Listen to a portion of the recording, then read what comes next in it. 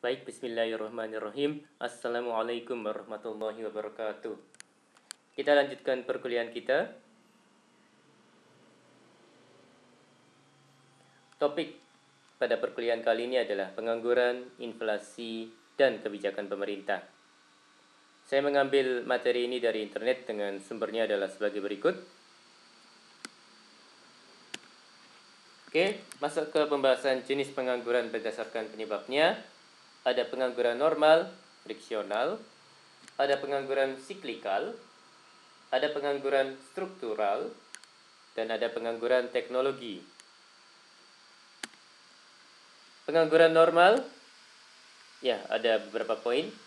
Pengangguran sebanyak 2 atau 3% dari jumlah tenaga kerja, full employment.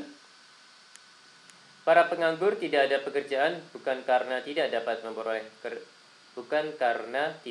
memperoleh pekerjaan, tetapi karena sedang mencari. Oke, saya ulangi. Para penganggur tidak ada pekerjaan bukan karena tidak dapat memperoleh pekerjaan, tetapi karena sedang mencari kerja lain yang lebih bagus. Pengangguran siklikal diakibatkan karena berkurangnya permintaan agregat AD, ya kalau saya tidak salah agregat demand, yang menyebabkan perusahaan mengurangi pekerjaan atau menutup perusahaan, mengakibatkan pengangguran akan bertambah. Pengangguran struktural disebabkan karena perubahan struktur ekonomi. Contoh, adanya barang baru yang lebih baik, ekspor produksi industri sangat menurun oleh karena persaingan yang lebih serius dari negara-negara lain. Kemerosotan itu akan menyebabkan kegiatan produksi dalam industri turun, pekerja terpaksa diberhentikan dan menjadi pengangguran.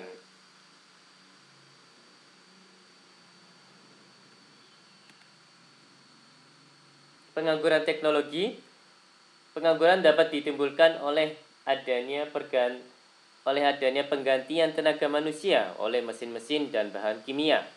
Pengangguran diakibatkan oleh karena mesin dan kemajuan teknologi. Contohnya adalah revolusi industri. Oke, masuk ke pembahasan jenis pengangguran berdasarkan cirinya. Ada beberapa poin. Ada pengangguran terbuka, ada pengangguran tersembunyi, ada pengangguran bermusim, dan ada setengah menganggur. Pengangguran terbuka, pengangguran ini tercipta sebagai akibat pertambahan lowongan pekerjaan yang lebih rendah dari pertambahan tenaga kerja. Mengganggu secara nyata dan penuh waktu.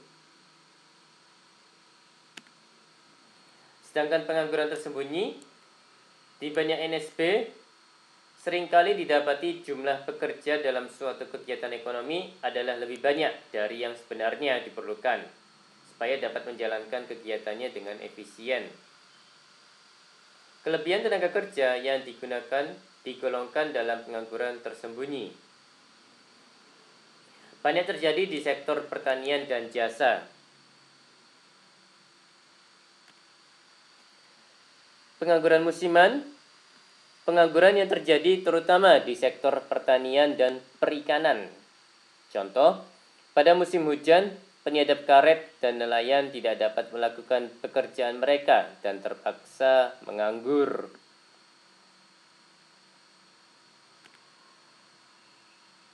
Setengah menganggur, orang yang tidak menganggur tetapi tidak pula bekerja penuh waktu dan jam kerja jauh lebih rendah dari yang normal.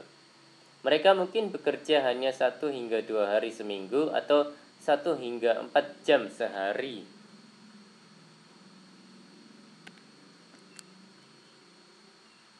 Oke, masuk ke pembahasan jenis inflasi berdasarkan kepada sumber atau penyebab inflasi. Ada beberapa poin. Ada inflasi tarikan permintaan, demand pull inflation. Ada inflasi desakan biaya, cost push inflation, dan inflasi yang diimpor, yaitu imported inflation. inflasi tarikan permintaan. Inflasi ini bisa terjadi pada masa perekonomian yang berkembang pesat. Kesempatan kerja yang tinggi menciptakan tingkat pendapatan yang tinggi dan selanjutnya menimbulkan pengeluaran yang melebihi kemampuan ekonomi mengeluarkan barang dan jasa. Pengeluaran yang berlebihan menyebabkan inflasi.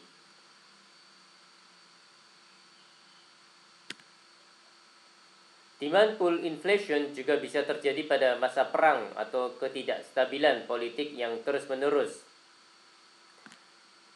Pada masa ini, pemerintah belanja melebihi pajak yang dipungutnya. Untuk membiayai kelebihan pengeluaran, pemerintah terpaksa mencetak uang atau meminjam dari bank sentral. Pengeluaran pemerintah yang berlebihan menyebabkan permintaan agregat melebihi kemampuan ekonomi menyediakan barang dan jasa. Inflasi desakan biaya apabila perusahaan-perusahaan masih menghadapi permintaan yang bertambah, mereka akan berusaha menaikkan produksi dengan cara memberikan gaji dan upah yang lebih tinggi kepada pekerjaannya dan mencari pekerja baru dengan tawaran pembayaran yang lebih tinggi. Langkah ini mengakibatkan biaya produksi meningkat, yang akhirnya akan menyebabkan kenaikan harga-harga barang. Sedangkan inflasi yang diimpor, inflasi yang bersumber dari kenaikan barang-barang impor, ya barang-barang yang dibeli dari luar negeri ya Mas dan Mbak ya. Inflasi ini akan terjadi apabila barang-barang impor mengalami kenaikan harga dan mempunyai peran penting dalam kegiatan pengeluaran perusahaan. Contoh, efek kenaikan harga minyak kepada negara-negara barat dan pengimpor minyak. Terjadi stagflasi. Inflasi ketika pengangguran adalah tinggi di berbagai negara. Berdasarkan pada kelajuan kenaikan harga-harga yang berlaku, ada inflasi merayap, galloping, ada inflasi sederhana, moderate, dan hyperinflasi.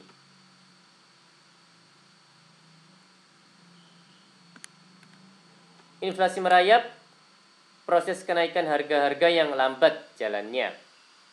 Tingkat inflasi tidak melebihi 2% atau 3% setahun.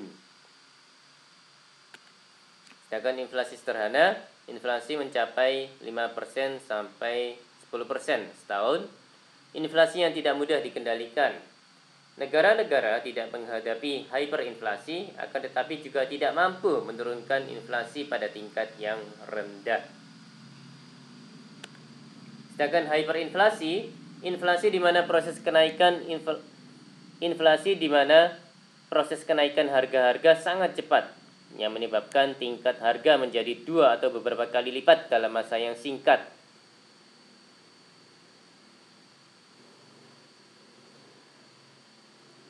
Seringkali berlaku dalam perekonomian yang sedang menghadapi perang atau kekacauan politik di dalam negeri.